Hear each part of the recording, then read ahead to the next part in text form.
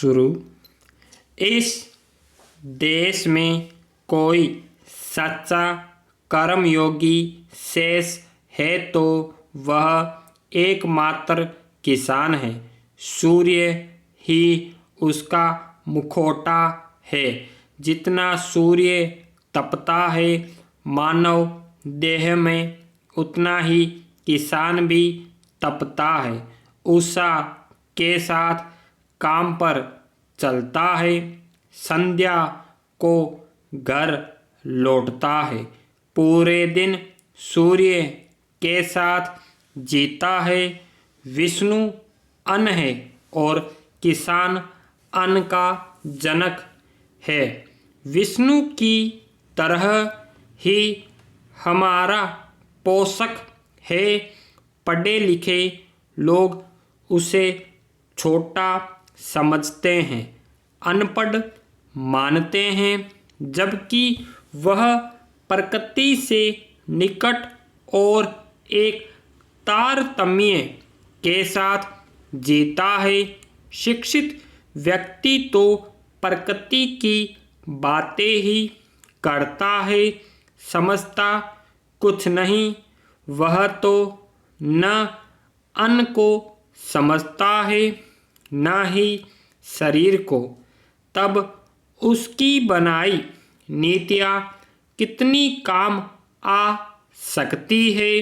किसान के, खेती के, धरती के और जल के अधिकारियों के लिए कृषि विकास का क्षेत्र ही नहीं है। उद्योग, सड़कें, ग्लैमर ही विकास है। आज जो कुछ दिखाई पड़ रहा है सब उजाड़ ही है। हमारी कृषि नीति में हमारा ज्ञान शून्य रहता है। पैरा हमारा भूगोल सर्वाधिक महत्वपूर्ण भाग है।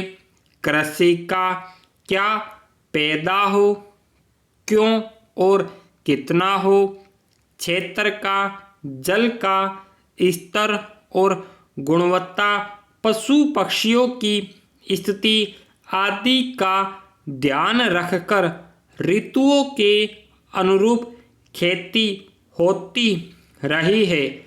आज सारी मर्यादाएं टूट चुकी है अथवा सरकार के लक्ष्यों ने तोड़ डाली है। आज किसी भी भू-भाग पर कुछ भी बोया जा सकता है, ऐसा वातावरण बना दिया गया है।